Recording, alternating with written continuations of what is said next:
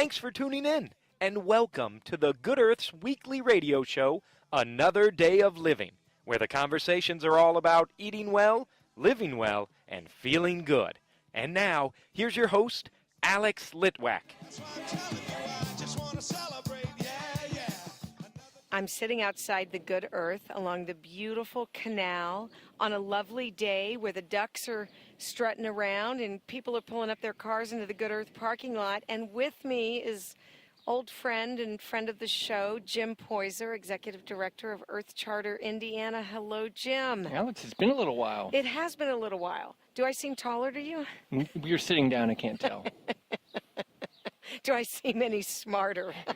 We'll see as the show transpires just how much smarter you have become. Well, you may be waiting around for a while. So, the Earth. How is our Earth right now? Oh, yeah. Well, it's kind of burning up right now. It is burning up. The Arctic, I've always looked at the Arctic as a kind of a harbinger, I guess. Mm-hmm. And actually it was the Arctic becoming circumnavigable in the year 2007, like 30 years ahead of expectations by scientists that signaled to me that we were actually pretty far along the catastrophe. Now, to what extent we feel it here, but or not, I would wager that there are lots of signals of climate change going on. But when you look at the Arctic and it's regularly tens of degrees warmer than normal, there's less and less ice. I mean, this is just a profound signal. So when you, with Earth Charter Indiana, go into the schools, which I would love to hear what happened this sort of spring semester, but when you go in and you talk to these kids about climate change, what do you lead with? Do you lead with the Arctic? I actually do. In the climate change education business, you are encouraged not to talk about polar bears. But guess what? That's what kids want to talk about. Kids love polar bears, and they're really worried about polar bears. And they're worried about penguins, too, even though there aren't any in the Arctic. They're in the Antarctic. Exactly. Yes. So, I was reflecting on that, actually, coming here to visit you. Back in the old days, like 4 and 5 years ago when I first started my gig at Earth Charter Indiana, I was going into school and doing presentations. I don't do that much anymore. They don't need one more old person yakking at them. Seriously, I go to schools and we stir up projects. For example, we have two 12-year-old girls leading a zero-waste cafeteria project at School 91. Nice. Right here in downtown or, north of downtown Indianapolis. These kids are amazing.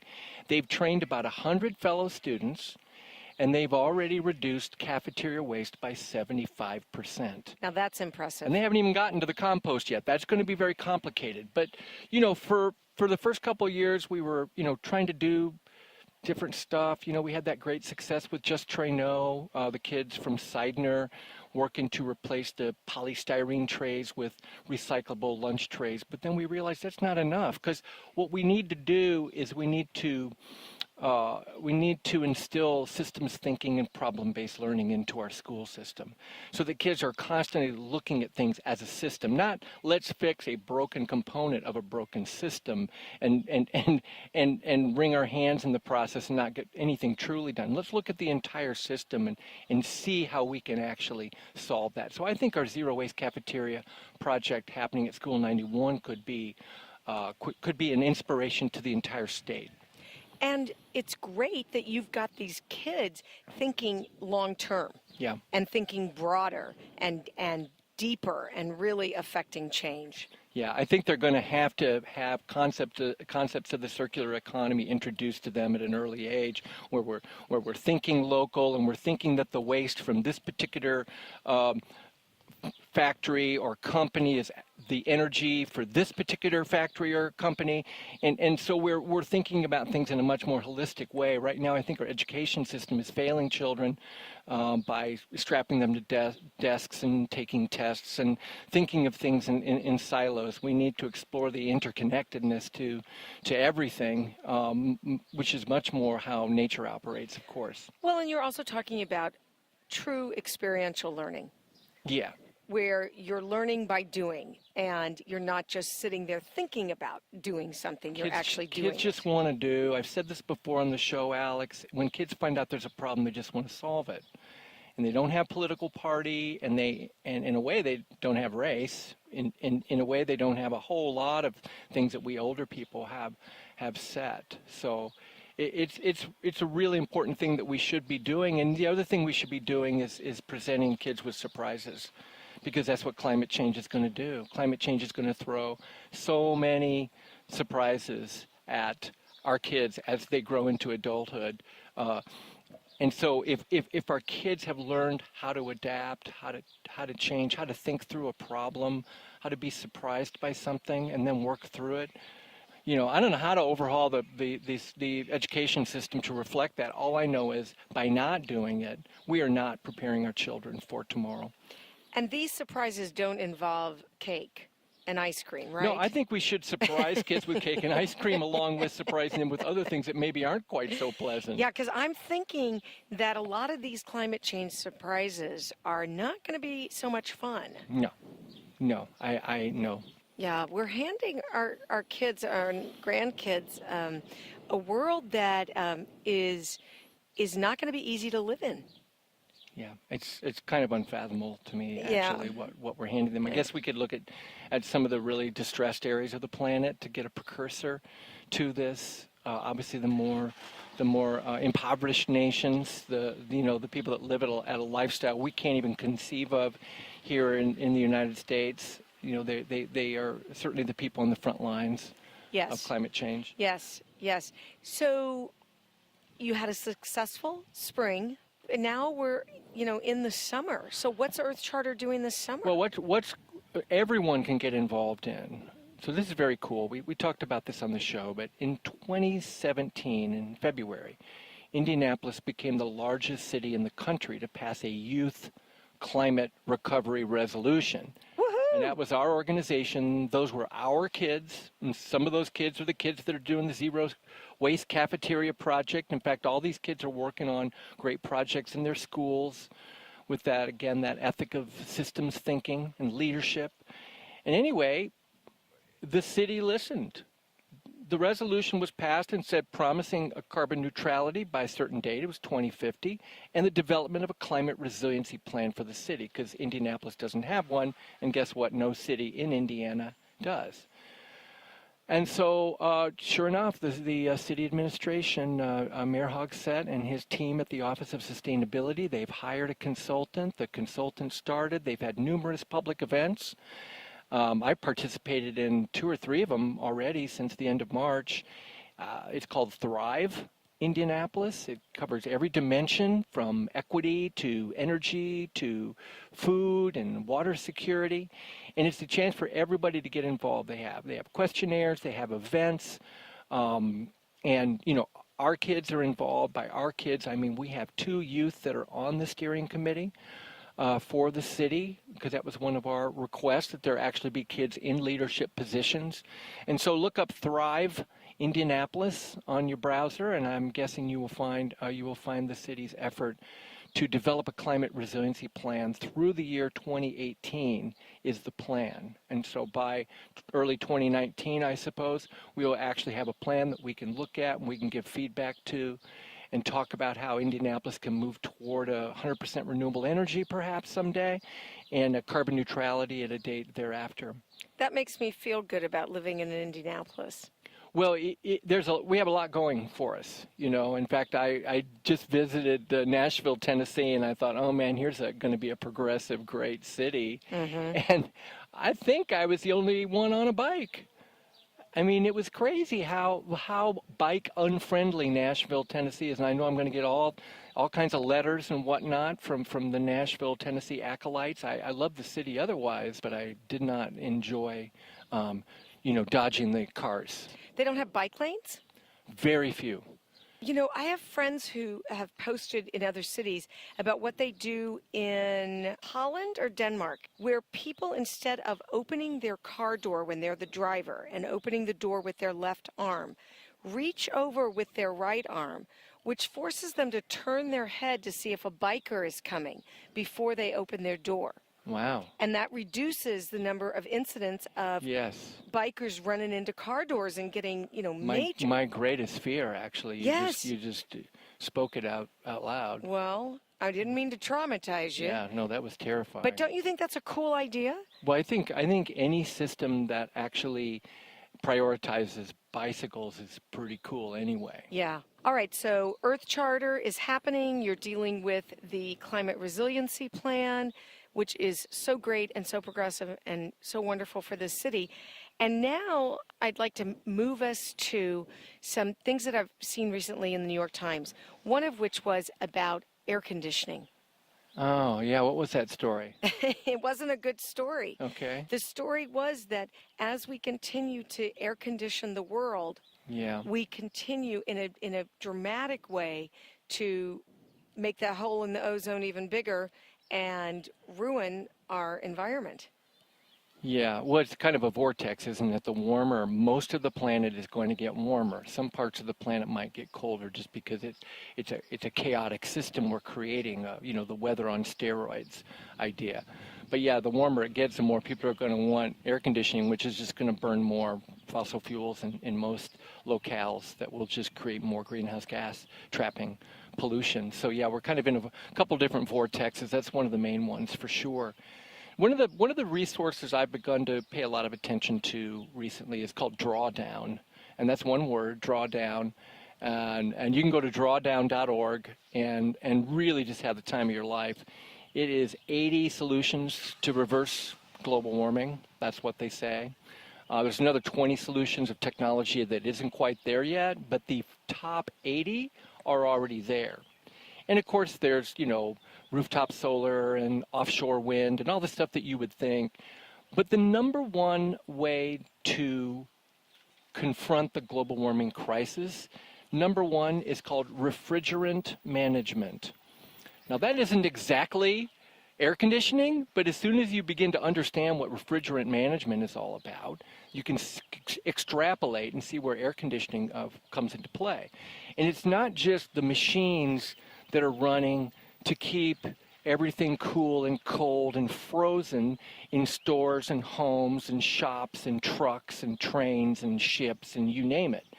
It's the fluids. It's the misuse or the misdisposal of the fluids associated with that technology. I believe it's hydrofluorocarbons.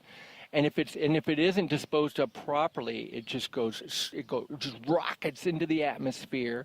And it's a heat trapping pollution. And so, you think about all these complicated things we have to deal with. Well, refrigerant management could actually be something we could tackle through technology and innovation. There's a lot of other things too. Family planning, of course, is a big deal, but it's about educating people, because the more educated people are, the longer they wait to have kids, and that would be a great burden lessened around the globe. Although the birth rate, not around the world, but in the United States, has gone down in the last year. I just saw a piece that fewer people are having children, and the ones that are having children are having fewer children. Yeah. So that's sort of distressing. Right. But in other countries, of course, you're having kids that actually can help your work, help your family make money to survive, and it's those situations. Well, we know young girls aren't even going to school because they're walking half the day to the river to get water and then walk back so the family has water. So we know girls in developing countries are really challenged in getting the proper education, and were we able to help that and support that, it would make a big difference in the timing in which they have kids, and thus the number of them. Absolutely. So, education is the key. Drawdown.org. I just invite you, whatever you geek out on, Alex, you'll go to that, you'll see 80 things. And one of my pet peeves, of course, because I ride a bike most of the time, and I'm looking around and most people are in cars, and I think, well, carpooling or, that sort of thing. Well, that's like number 75. It turns out one of my biggest passion points and my solution ideas is actually way down the list, and it would have an impact product, of course, but it just really gives you a different way to look at. And this site was worked on by engineers and scientists all over the planet, not just scientists from a particular country or persuasion or a set of universities. They really drew the wisdom of dozens, if not hundreds, of engineers and scientists to come up with this. That makes me feel good because it means somebody's working on these refrigeration issues. It means smart people are looking for reasonable solutions that aren't going to cost, so much money or draw down other resources. So very cool. Yeah. That's hopeful, Jim. Yeah, we need a lot of that going on all at once, of course. Yes. We need innovations with all our technologies to reduce impact on the environment. Absolutely. So before we started recording, you showed me an article that was about a report that just came out about animals, about mammals around the world, and that the number of mammals around the world has changed dramatically. Yeah, this really caught my eye, and it's caught a lot of people's eye as well. Humans are just 0.1% of all life on the planet, but have destroyed 83% of wild animals. So you can look this up yourself. I'm looking at the article in The Guardian, which is a reliable newspaper, but you can go to Newsweek and all kinds of, and it just really just lays it out. We've been able to do a bang up job on the other species on the planet. We are 0.1%. Yeah. And we've basically killed off 83% of life on this planet. We're talking biomass. In terms of the biomass of the planet, we've been responsible for eliminating quite a lot of life on the planet. And for a lot of people who don't interact much with animals or hate spiders or whatever, maybe this doesn't seem to be that big of a problem. But we all know, and your listeners know, that biodiversity is the key to our existence, our continued existence on this planet. Well, we are all connected.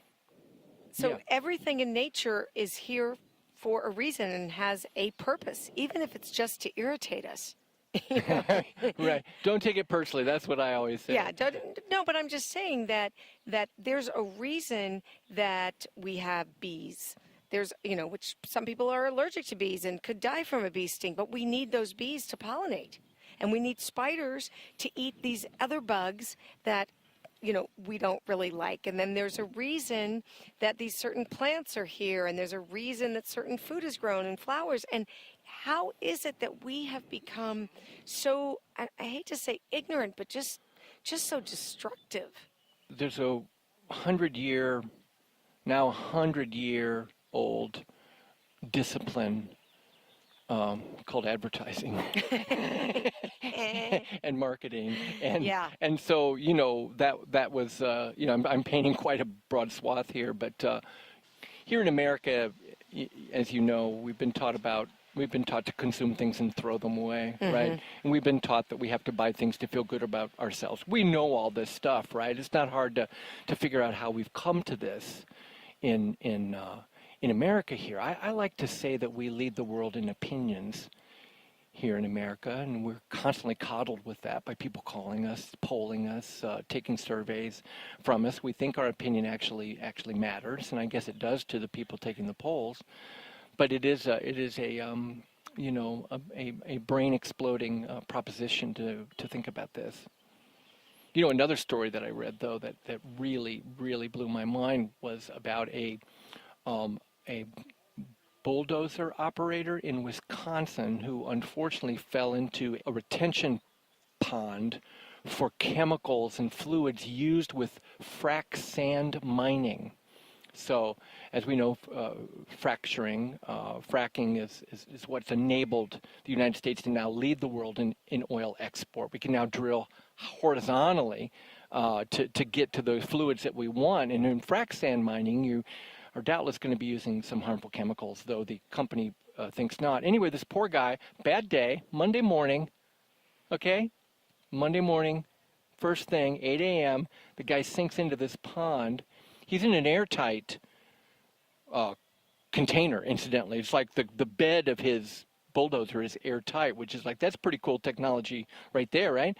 Anyway, they can't figure out how to get him out of this pond of fluid, and so they cut a hole in the earthen berm, which then releases 10 million gallons of this frac sand mining fluid into the watershed.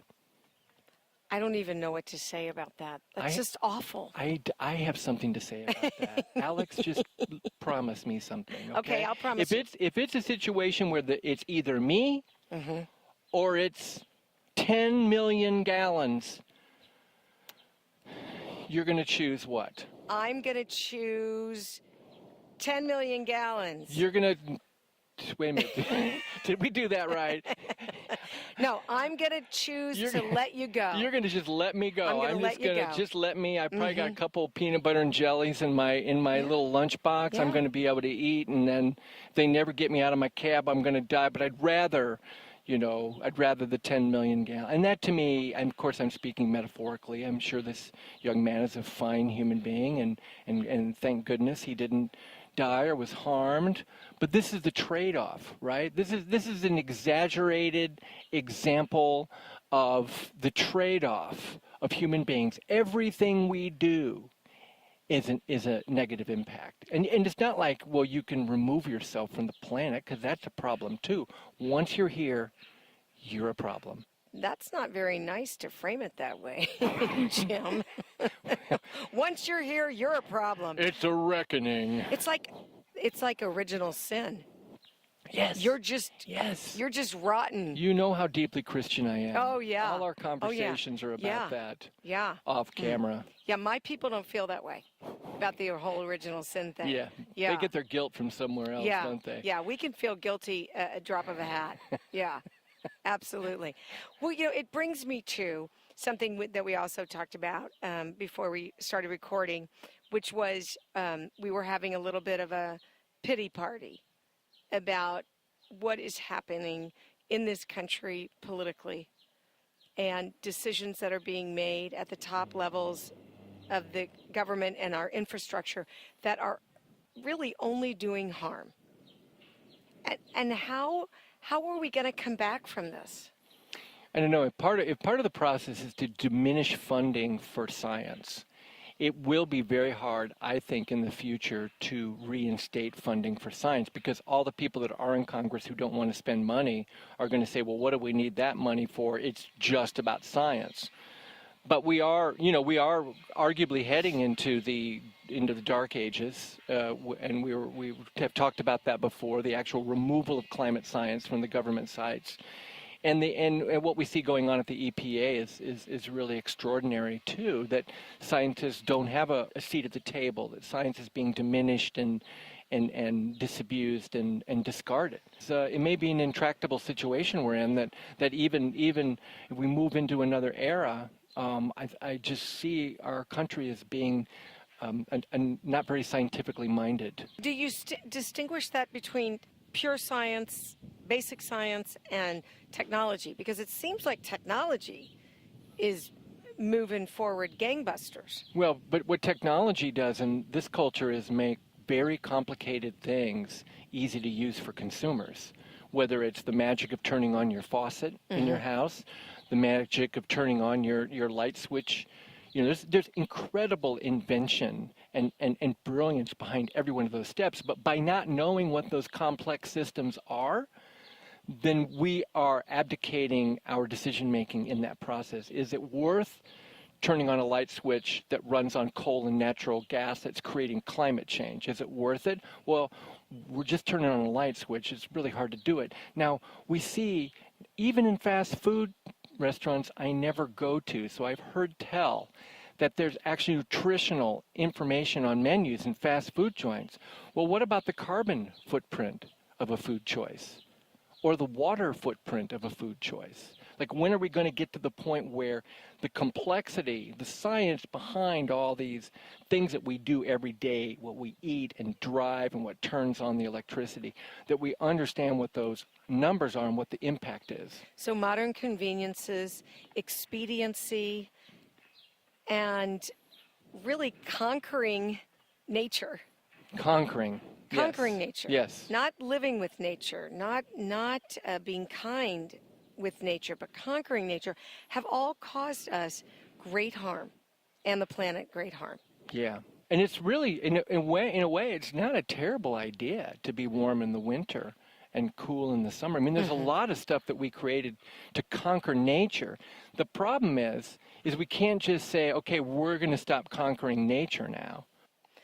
So let's end on a little bit of a positive note. That wasn't positive? No, Okay. didn't feel All real right. good, Jim. Felt great to Yeah. me. I love to complain. Well, it's a little dark. We've got earthcharterindiana.org. We've got the mayor's office. Thrive Indianapolis. Thrive Indianapolis. We've got Drawdown.org. Yep, you have your own initiative, whatever it might be. More and more people are contacting me about refusing the straw in local restaurants and restaurants everywhere, or just the single-use plastic movement, trying to reject that. And just whatever it is you're passionate about, just get more passionate. I mean, don't be a jerk, but, just get more, just be more passionate. There's a motto. Don't be a jerk. Be more passionate. Well, let's get that on a T-shirt. Yeah. Jim Poyser, always, always a thrill to have you on the show. Thanks so much. Thank you, Alex. You should see what a lovely, lovely world is to be. Everyone learn to live together. Seems to me such an easy, easy thing should be. Why can't you and me learn to love one another?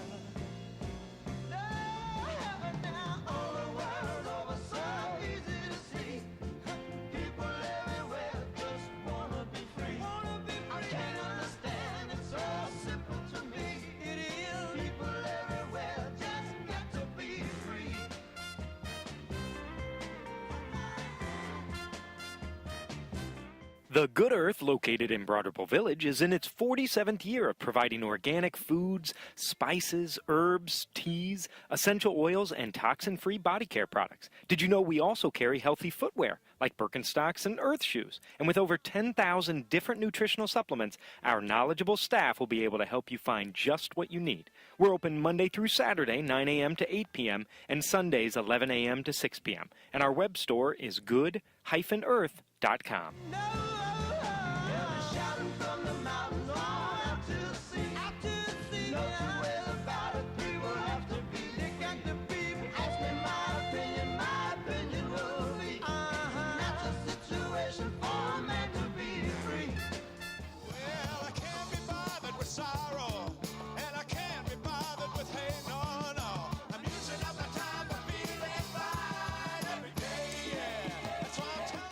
That's our show. Next week, my guest is the ever-fabulous Deb McClure-Smith. I hope you'll join me. Did you know you can follow us on Twitter, Facebook, and Instagram? And if you've missed a show, you can find it at goodearthradio.com.